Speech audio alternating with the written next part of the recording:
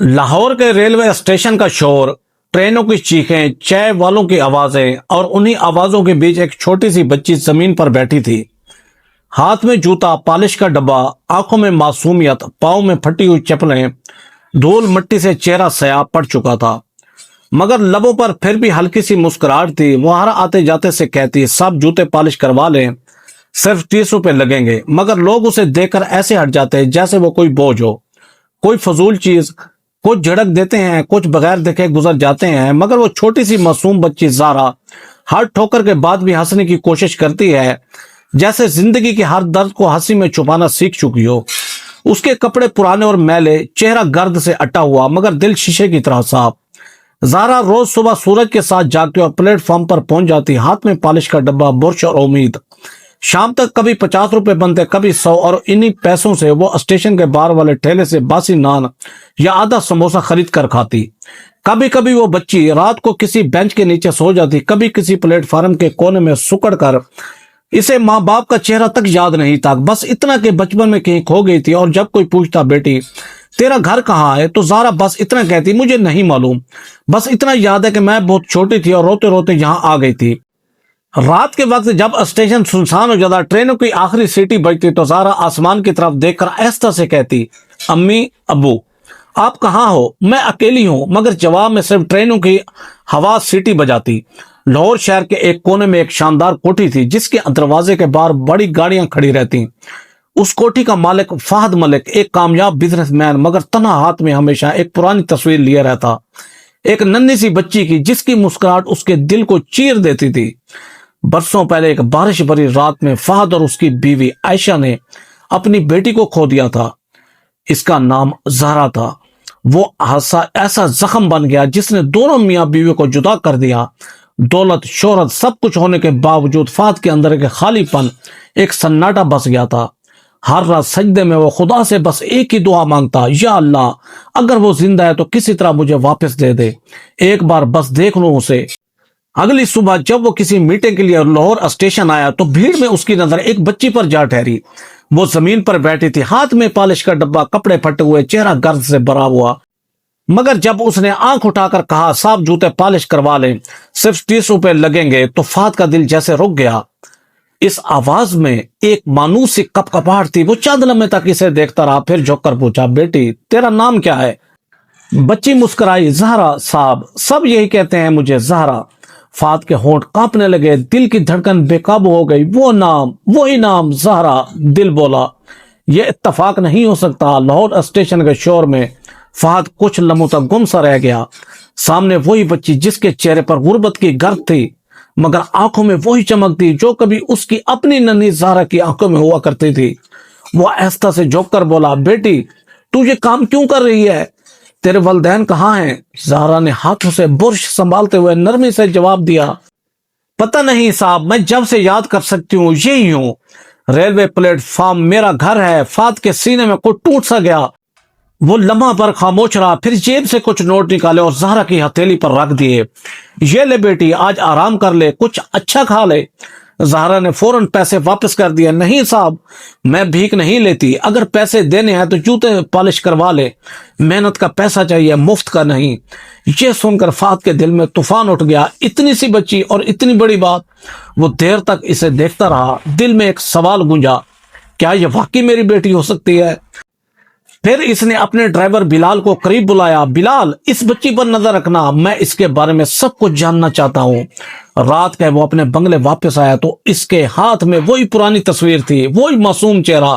برسوں کی خاموشی میں آج پہلی بار اسے لگا جیسے کوئی آواز اسے بلا رہی ہے۔ اگلی صبح وہ دوبارہ اسٹیشن پہنچا۔ زہرا ہمیشہ کی طرح وہاں موجود تھی، دھول میں اٹے جوتے پالش کرتی ہوئی۔ فہد کے قدم خود بخود اس کی طرف بڑھنے لگے۔ اس نے اپنا جوتا آگے بڑھایا، زہرا جھک کر پالش کرنے لگی۔ اس کے چھوٹے چھوٹے ہاتھ دھول میں اٹے، مگر کتنی مہارت سے برش چلاتے۔ فہد کی آنکھیں بھیگنے لگی۔ وہ بولا، بیٹی تیرا نام زہرا کس نے رکھا؟ زہرا نے مسکرا کر جواب دیا، پتہ نہیں صاحب، جب سے ہوش سنبھالا ہے سب یہی کہتے ہیں مجھے زہرا، کسی نے اصل نام نہیں بتایا۔ فہد کے ہونٹوں سے ایک سسکی نکلی، یہی نام تو اس نے خود رکھا تھا۔ وہ لمحہ اسے واپس لے گیا اس رات کی طرف جب بارش میں گاڑی رک گئی تھی۔ سڑک اندھیری تھی اور ایک لمحے کی بے احتیاطی نے ان کی بیٹی کو ان سے چھین لیا تھا۔ اس دن کے بعد نہ عائشہ ہنس سکی نہ فہد جی سکا۔ زہرا کے لاپتہ ہونے سے ان دونوں کو اجنبی کر دیا تھا۔ فہد کو لگا جیسے خدا نے اس کی ساری خوشیاں چھین لی ہیں، مگر آج برسوں بعد جب اس نے اس ننھی بچی کی آنکھوں میں جھانکا تو دل کہہ رہا تھا یہی وہ ہے، یہی میری زہرا ہے۔ بیٹی تیرے پاس کوئی نشانی ہے، کچھ پرانا، کوئی چیز جو تیرے ساتھ تب سے ہو جب سے تو یہاں ہے؟ زہرا نے کہا نہیں صاحب، بس یہ لاکٹ ہے، جب سے یاد ہے میرے گلے میں یہی ہے، میں نے کبھی اتاری نہیں۔ فہد کے قدم زمین میں گڑ گئے۔ وہی لاکٹ جو اس نے اپنی بیٹی زہرا ملک کو پہلی سالگرہ پر خود بنوا کر پہنائی تھی۔ اس کا دل رک سا گیا، سانسیں الجھ گئیں، لبوں سے کانپتی آواز نکلی، یہ میری زہرا ہے۔ اس کے آنسو بے ساختہ بہنے لگے۔ اس نے بچی کے کندھے تھام کر کہا بیٹی تو میری زہرا ہے، میری اپنی بیٹی، دیکھ یہ لاکٹ میں نے خود بنوائی تھی۔ زہرا گھبرا گئی، پیچھے ہٹ کر بولی نہیں صاحب، آپ غلطی کر رہے ہیں، میں کسی کی بیٹی نہیں، میں تو بس ریلوے پلیٹ فارم کی زہرا ہوں۔ فہد کے لبوں پر کپکپاہٹ تھی۔ نہیں بیٹی، تو مجھے پہچان نہیں رہی، میں تجھے اپنی روح سے پہچانتا ہوں، تیرے چہرے کی ہر معصومیت میری آنکھوں میں ہے، تو ہی میری زہرا ہے۔ اس دوران پلیٹ فارم پر لوگ جمع ہونے لگے، رکنے لگے، تماشا بن گیا۔ کوئی کہہ رہا تھا ارے یہ تو ملک صاحب ہیں، کروڑوں کے مالک اور جوتے پالش کرنے والے سے لپٹے ہوئے ہیں۔ کوئی بولا شاید یہ ان کی گمشدہ بیٹی ہو۔ زہرا کے چہرے پر خوف سا چھا گیا۔ وہ پیچھے ہٹی اور لرزتی آواز میں بولی نہیں صاحب، مجھے اپنے حال پر چھوڑ دو۔ وہ بھاگتی ہوئی بھیڑ میں گم ہو گئی۔ فہد زمین پر گر گیا۔ لبوں سے بس یہی نام نکل رہا تھا، زہرا، میری بیٹی، میری جان۔ اس رات وہ سو نہیں سکا، ہر لمحہ وہی چہرہ، وہی معصوم آواز۔ صبح ہوتے ہی اس نے دل میں فیصلہ کیا، چاہے ساری دنیا اسے پاگل کہے مگر وہ اپنی زہرا کو ڈھونڈ کر رہے گا۔ اگلی صبح لاہور کی ہوا میں ہلکی ٹھنڈک تھی، اسٹیشن پر حسب معمول شور تھا، مگر فہد کے دل میں ایک ہی شور گونج رہا تھا، زہرا کی آواز، وہی ننھی مسکراہٹ، وہی صاحب جوتے پالش کروا لیں، صرف 30 روپے لگیں گے۔ وہ جلدی جلدی اسٹیشن پہنچا، پلیٹ فارم پر نظر دوڑائی تو دل نے ایک پل کو دھڑکنا چھوڑ دیا۔ وہی بچی پھر وہی بیٹھی تھی، کپڑوں پر گرد، پاؤں ننگے، مگر ہاتھوں میں وہی بورچ اور محنت کی چمک۔ فہد تیزی سے اس کی طرف بڑھا، زہرا، اس کے لبوں سے آواز نکلی تو بچی نے چونک کر سر اٹھایا، چہرے پر حیرت، خوف اور تھکن سب اکٹھے تھے۔ آپ پھر آئے گئے صاحب؟ وہ گھبرا کر بولی کیوں پیچھا کر رہے ہیں میرا؟ میں نے کہا نا میں آپ کی بیٹی نہیں ہوں۔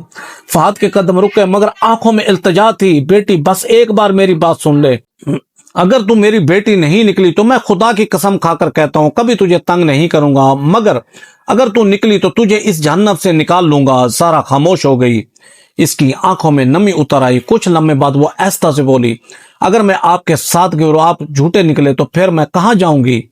فہد کی آنکھوں سے آنسو بہنے لگے۔ بیٹی اگر تم میری بیٹی نہ بھی نکلی تو بھی میں تجھے اپنی بیٹی بنا کر ہی رکھوں گا، اللہ کو حاضر ناظر جان کر کہتا ہوں کبھی دھوکہ نہیں دوں گا۔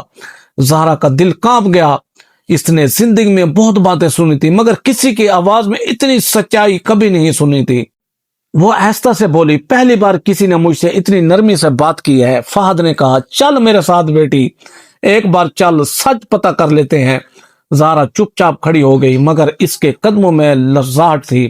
اسٹیشن کی بھیڑ پیچھے رہ گئی، جیسے سب منظر خاموش ہو گیا ہو۔ کار میں بیٹھتے ہی زہرا نے کھڑکی سے باہر دیکھا، گزرنے والے لوگ، ٹھنڈی ہوا اور فہد کی دعا بھری نظریں، سب کسی خواب کی طرح لگ رہا تھا۔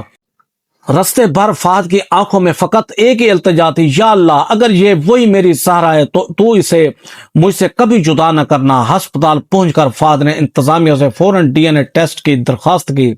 زہرا خاموش بیٹھی تھی، چہرے پر خوف اور امید دونوں کی جھلک۔ جب خون کے نمونے لیے جا رہے تھے تو فہد نے اس کا ہاتھ تھام کر کہا ڈرو نہیں بیٹی، اب جو بھی ہوگا ہم ساتھ جی لیں گے۔ وقت جیسے تھم گیا، ہر منٹ فہد کے لیے ایک صدی بن گیا۔ وہ ہسپتال کی مسجد میں جا کر سجدے میں گر پڑا، یا رب تو جانتا ہے میں گنہگار ہوں مگر اس بچی کو مجھ سے مت چھیننا، اگر یہ میری زہرا نہیں بھی ہے تو بھی اسے میرا حصہ بنا دے۔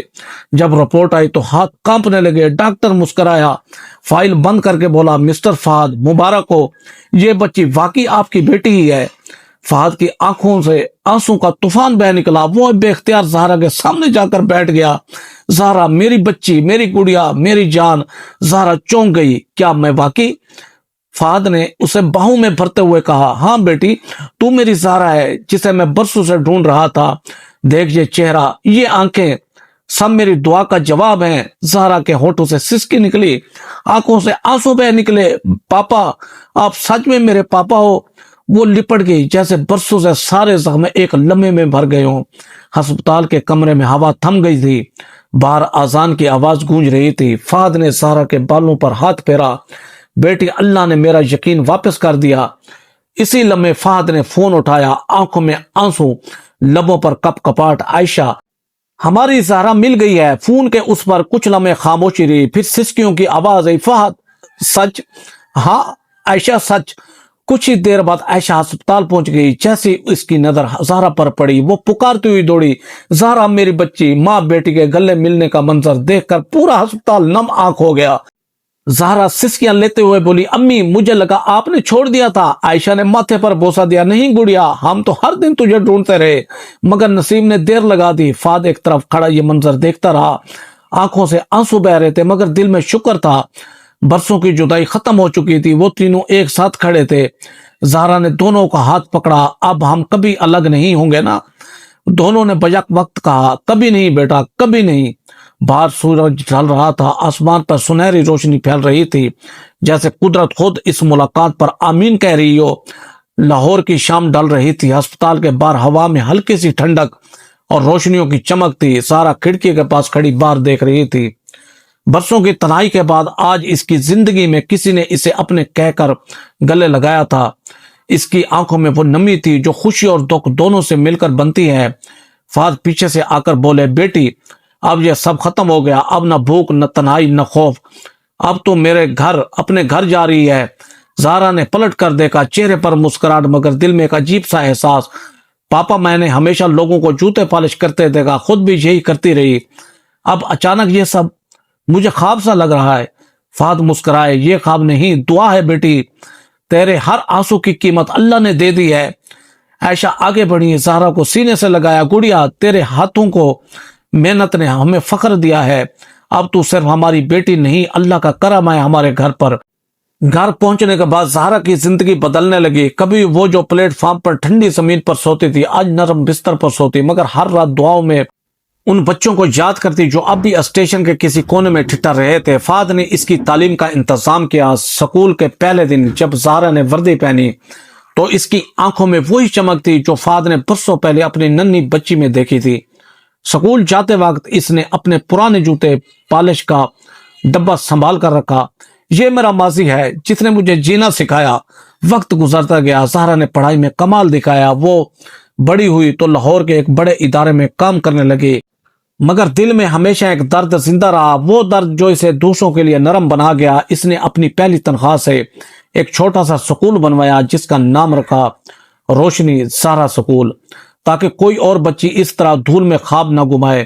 افتتاح کے دن اس نے سب کے سامنے کہا، میں کبھی اس پلیٹ فارم پر جوتے پالش کیا کرتی تھی، اللہ نے میری دعا قبول کی اور میرے والدین واپس دیے، مگر بہت سے زہرائیں آج بھی انتظار میں ہیں۔ اگر ہم میں سے ہر کوئی ایک ہاتھ بڑھائے تو کوئی بچی بھوک یا بے بسی سے نہیں لڑے گی۔ حال میں خاموشی چھا گئی، مگر ہر آنکھ نم تھی۔ فہد اور عائشہ فخر سے دیکھ رہے تھے، ان کے دل میں شکر اور سکون تھا۔ زہرا کی زندگی نے یہ سچ ثابت کر دیا کہ دعائیں دیر سے پوری ہوتی ہیں مگر ادھوری نہیں رہتی۔ کبھی کبھی تقدیر ہمیں بچھڑنے کے بعد ملاتی ہے تاکہ ہم شکر اور محبت کی قیمت سمجھ سکیں۔ ایک شام جب زہرا چھت پر بیٹھی غروب آفتاب دیکھ رہی تھی تو آسمان کے کنارے پر بادلوں کے بیچ روشنی کی ایک لکیر چمک اٹھی، تو اس نے مسکرا کر آہستہ سے کہا، امی، ابو، اب ہم کبھی جدا نہیں ہوں گے۔ عائشہ پیچھے سے بولی، نہیں بیٹی، کبھی نہیں، اللہ جن رشتوں کو خون سے جوڑتا ہے وہ وقت نہیں توڑ سکتا۔ ہوا میں اذان مغرب گونجی اور اس کے ساتھ ہی آسمان پر وہ سکون پھیل گیا جو صرف دعاؤں سے اترتا ہے۔ فہد نے آسمان کی طرف دیکھ کر کہا، اللہ جسے چاہے جس لمحے چاہے زندگی کا رنگ بدل دیتا ہے، بس یقین اور دعا کمزور نہیں پڑنی چاہیے۔ دوستو، کمنٹ باکس میں اپنی رائے کا ضرور اظہار کیجیے گا کہ یہ سٹوری آپ کو کیسی لگی۔ ایسی سبق و موضوع سنسنی خیز سٹوری دیکھنے کے لیے ویڈیو کو لائک کریں، ہمارے چینل شوکت وائس کو سبسکرائب کر کے بیل آئیکن کو دبا کر آل پر کلک کر دیں تاکہ آپ کو ہر آنے والی نیو ویڈیو کا نوٹیفیکیشن سب سے پہلے ملے۔ تھینکس فار واچنگ، اللہ حافظ۔